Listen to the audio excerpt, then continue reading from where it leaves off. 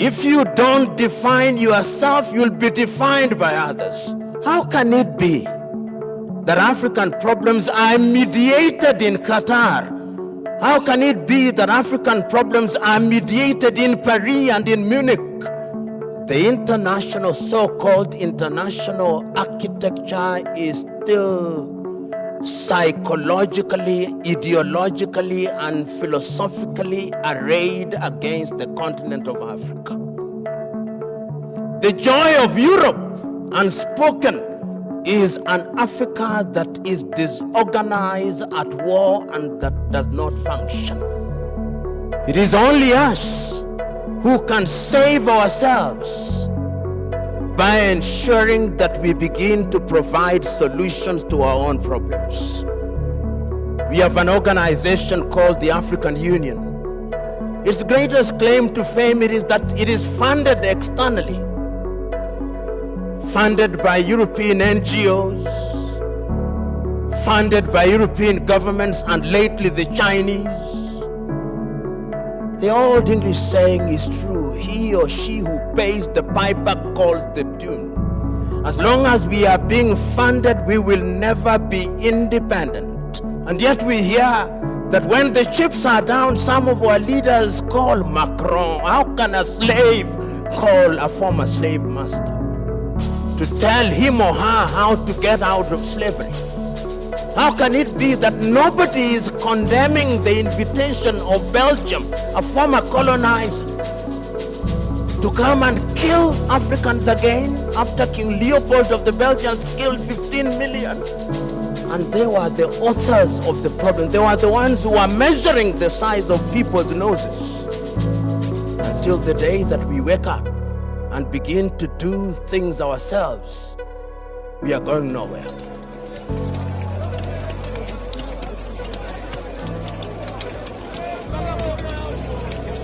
The voice you heard speaking at the beginning of this video were the words of PLO Lumumba, and he gave this speech a few days ago at the Kwibuka 31, which is an event to remember the genocide that happened 31 years ago in Rwanda. I believe the words he spoke was a call to Africa to wake up. So in this video, we're going to analyze what he said, because I believe he has information that, if implemented, would move Africa from victims to victors. If you like the sound of that, stay tuned.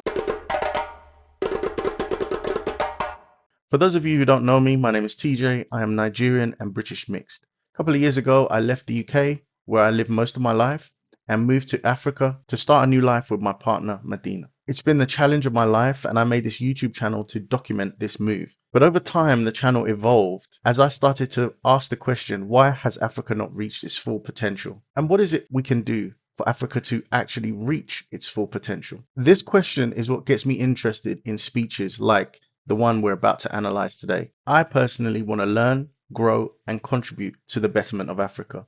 So let's listen to this respected thought leader and see what he identifies as problems and what the solutions might be. We must always remind ourselves that the so-called international institutions were created without Africa. The problems that we have in Africa today are partly, and I dare say, largely a byproduct of the partition of Africa in 1884 and 1885 in Berlin, Germany. And I want to remind us that when the United Nations Charter came into force in 1945 in San Francisco, Africans were not there.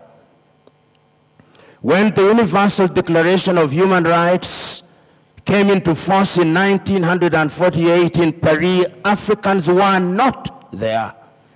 And that is why you see the architecture of the so-called international instruments are insensitive to African problems. And I dare say that we must always be reminded that classical colonialism may have died, but neocolonialism is alive and well. So he's referring to three major dates, the first of which was in 1884, where the colonizing countries got together and divided Africa up into the map that we know today as the different countries of Africa. This is an interesting point as to where some of the problems that Africa has started. Not only was Africa not involved in any of that decision making, Africans have always had more of a concept of tribe versus regions, which is why you might find Yorubas in Benin and Yorubas in Nigeria. They're of the same tribe, they speak the same language, but a line was drawn at some point and was divided. For the British countries, it manifests itself in an organization called the Commonwealth, whose head will always be the British monarch. For former French colonies, it manifests itself in an organization called La Francophonie, based in Paris. For the former Portuguese colonies, it manifests itself in the community of Portuguese-speaking countries. These are uncomfortable truths which the colonialists never want to hear, but we must remind them at all times. That is why when you go to the UN, you will find that all African countries can vote all they want, but it takes a veto vote from France to neutralize all that. A veto vote from the UK to neutralize all that. Until the day that we wake up to that reality, we are going nowhere. So I've already made a video about the lopsided balance of veto votes in the United Nations Security Council and how Africa is excluded despite being 1/4 of the nations represented in the United Nations. These are things that I'm new to the understanding of, because being someone that was mostly in the UK, educating myself about the history of Africa more, I've realized more and more that the everyday man walking around in Europe is not privy to, doesn't consider, is not educated about, doesn't understand exactly the dynamics of a group like the United Nations. It's always pitched and positioned and named as something positive. And there's very little investigation. There's no need to even investigate the balances of power. And why would they? People are living their lives, they're working, they're putting food on the table. They may spend an hour or two watching the news, but very little of the objections and concerns appear in the psyche. They're not brought up, they're not mentioned on that side of the world. It's those living on the continent that see the suffering, see the frustrations. Why is the infrastructure not how it should be? Why don't we have continuous power? Why aren't we able to make these moves and profit from our minerals and etc.? Then the mind starts working, and then the mind starts looking at these neo-colonial structures. And I'm sad to say that's what they are. They are systems of control that do not necessarily have the benefit of the everyday African person at heart. That is how the Belgians are so brazen that when they are invited to the Democratic Republic of Congo, they are coming back again.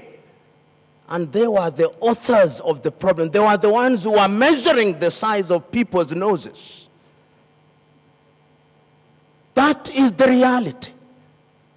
And we in the African continent, unfortunately, are also laboring under inferiority complex, which was inculcated into us through the colonial project. We are the only continent in the world that still refers to ourselves as Anglophone, to mean that we are English speaking. Francophone, to mean that we are French speaking. Lusophone, to mean that we are Portuguese speaking. That is how pathetic our attitude towards ourselves is. I never thought about those descriptions before as being something negative. And when you think about it, you have the dynamics right now where most African countries, the average person will speak at least 2 languages.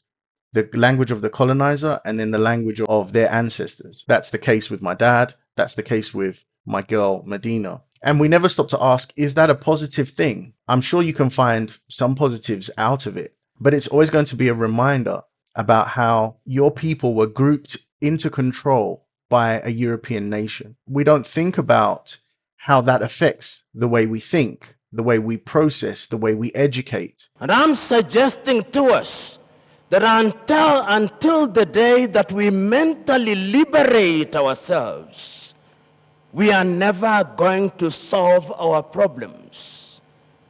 And I want us to remember, we Africans and our friends of goodwill, that the international, so-called international architecture is still psychologically, ideologically, and philosophically arrayed against the continent of Africa.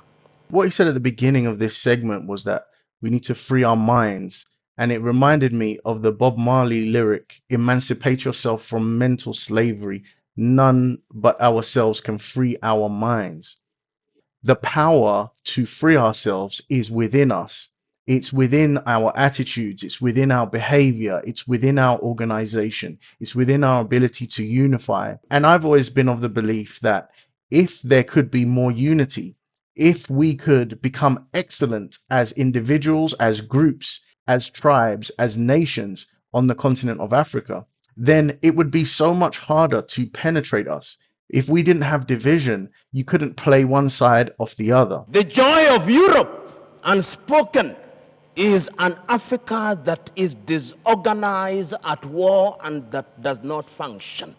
That is the line of the speech. The joy of Europe, unspoken, is for Africa to remain dysfunctional. Now, I wouldn't frame it like Europeans celebrate when they see war and starving people in Africa on the TV. But what happens is that Europe benefits from that. Those wars, those issues are the mechanism by which external forces can come in and get to the resources of Africa, which are just amazingly abundant and necessary for the rest of the world to survive and thrive. It is only us who can save ourselves by ensuring that we begin to provide solutions to our own problems.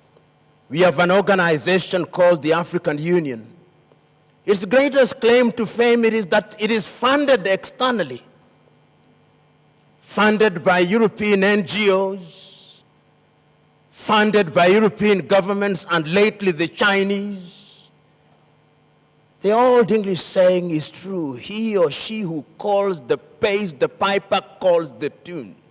As long as we are being funded, we will never be independent. So now we get into solutions.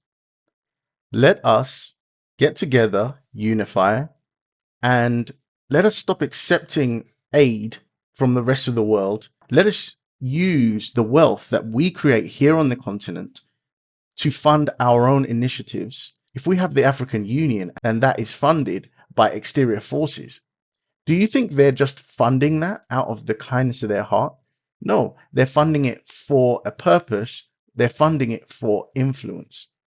So in order to remove that influence, we have to be self-sustaining. This is why we must stop inter-African conflicts. How can it be that African problems are mediated in Istanbul? How can it be that African problems are mediated in Paris and in Munich? These are the painful questions that we must ask. East African community, as I speak now, is crumbling. There is war in Sudan, war threatened in South Sudan, in the Democratic Republic of Congo, in Somalia. And yet we hear that when the chips are down, some of our leaders call Macron. How can a slave call a former slave master to tell him or her how to get out of slavery? For those of you that think that statement about slavery there was too harsh, I did some research on the CFA franc, which is the French-controlled financial system that 14 African nations currently use. And I was absolutely horrified to find out that many of those countries, although not all, have to deposit a percentage of the national earnings into a French bank under that system, and they can only get that money back to themselves via a loan. That money is also gambled on the stock market, without the Africans benefiting. It's also used to control, negotiate, buy, and trade with first refusal the minerals of that African nation. If that is not a type of slavery or modern day predatory behavior, it is related and it is a close cousin. Ladies and gentlemen, I'm telling you what you know. Wisdom requires that I do not belabor the issue. The concluding remark is that we Africans must now ensure that we begin to de-emphasize the Berlin boundaries. Fellow Africans and friends of goodwill here, until the day that we wake up and begin to do things ourselves, we are going nowhere. Others are beginning to do it. Go to Asia now, like them or hate them. The Chinese are doing their things. Like them or hate them, the Indians are doing their things. Like them or hate them, the Brazilians are doing their things. The time is now for us to do our things. Only then will we be at the dinner table of civilization and humanity, not as waiters, but as diners. God bless you. This is an interesting point, that Africa should de-emphasize the borders that were created at that Berlin conference. And we should see ourselves as an African unit. Although the borders exist, we could do things to de-emphasize this stuff. For trade, like what if every African country traded at 0% tax with each other? Right now, we've got the trade war happening with America. What if we can build infrastructure that doesn't care about the country borders, but just links major cities together? What if we had free visa travel for every member of an African country? You should just have free entry on arrival. Why not try something that would send a message to those trying to control the continent that Africans want to be self-actualized, that Africans want to take control of their destiny without the meddling of outside forces? I'm sure many of you will have something to say. Please feel free to put it in the comment section. But if you don't have anything to say, would it be too much for me to ask you to write the words African unity in the comment section? It lets me know you've watched the video to the end, you like the content, and you want me to keep going. Thank you so much for watching the video. Catch you in the next one. Peace.